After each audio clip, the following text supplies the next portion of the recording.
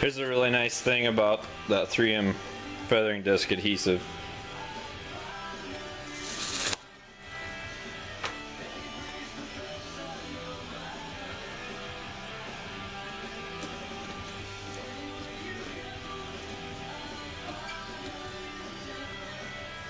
Now you cut that one, we're good to go. You can peel the old one off. You don't have a bunch of residue on here, it's clean. But we still got the adhesive on there to hold the next grit, so that adhesive is definitely worth the money. I also wanted to point out these offcuts like this. When you're cheap like me, you save these,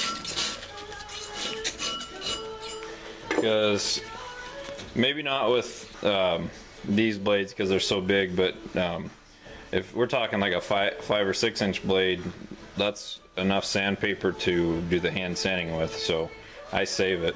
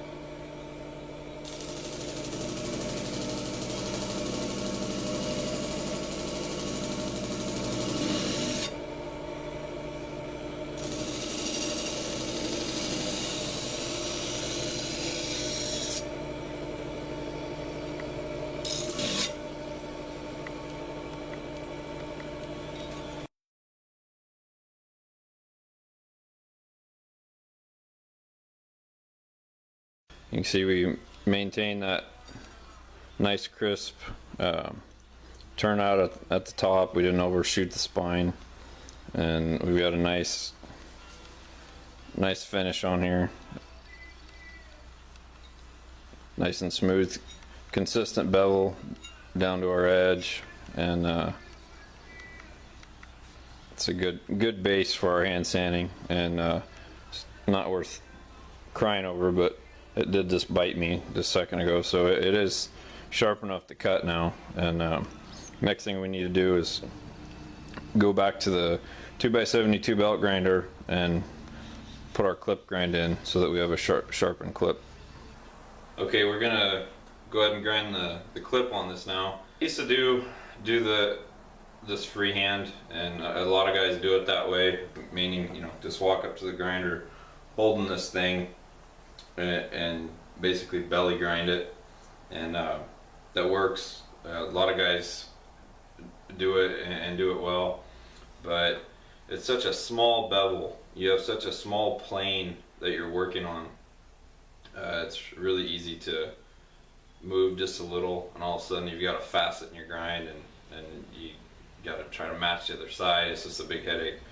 And so I do the clip off of a tool rest, and it's not 100% foolproof. It's not like being locked into a jig where it's pretty much guaranteed you're gonna get it to come out right. You know, you're still holding it in your hands, but it offers some more freedom as far as maneuvering the blade and changing it if you don't really like how it's coming out. And this is all based off some stuff that I learned from Mike Venino, and he learned from Tim Hancock, so it's pretty safe to say this is basically a derivative of something that Tim does. So I've got my Nathan Carruthers, also known as Nathan the Machinist. I got his platen chiller on here with one of his platens. Works really well, and a fairly new 60 grit 984 Cubitron belt. And if you're just doing one knife, you can just adjust the tool rest to wherever you need it and get it where you're happy with it. Since I'm doing 12 of these, it's important that they're consistent. Having an angle finder like this makes that easy. You just stick this on the tool rest, and that way you can ensure that you're putting this back at the same angle. So if we change the belt, if we change the grinder setup to go do something else, we can come back and we know where to set this. So let's go ahead and grind this clip. Before we fire this thing up and grind that clip, I just wanted to show this setup a little bit closer. I get quite a few questions about it. It's just a bastardized KMG tool rest. This piece here was part of the stock rest, and then so was the actual shelf. And I just cut it apart. I welded these two pieces together, welded a base onto the table, the shelf itself, and drilled and tapped a hole so that I could run a bolt through here. This part doesn't get adjusted very often, so I just left a regular bolt in there.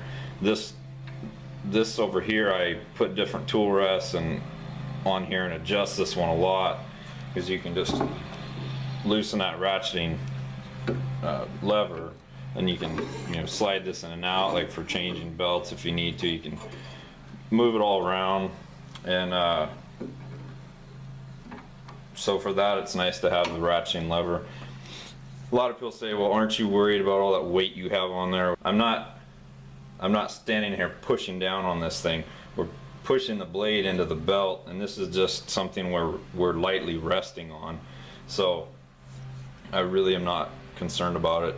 Just took a piece of bar stock and milled a thin taper on here so that you can adjust this for a really steep angle and still creep up to the belt.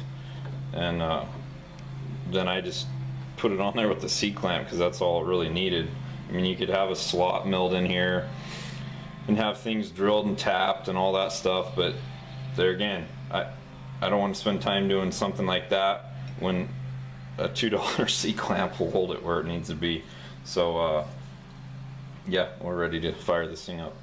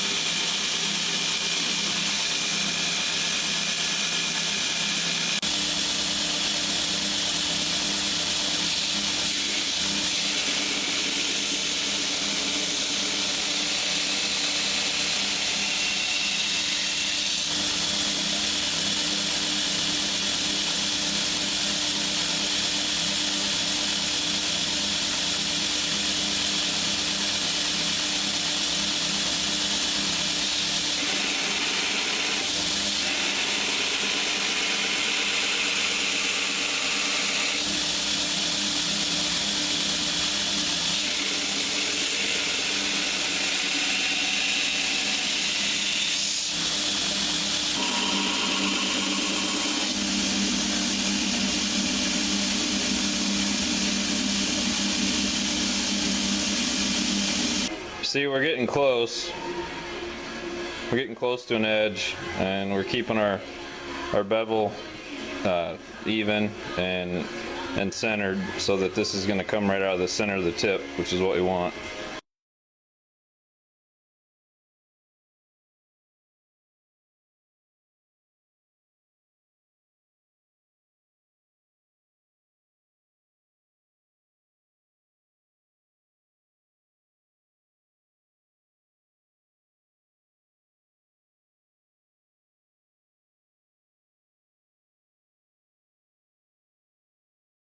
Okay, this blade is finished ground. Now it's ready to sharpen, put an actual finished edge on it, and do some testing with it.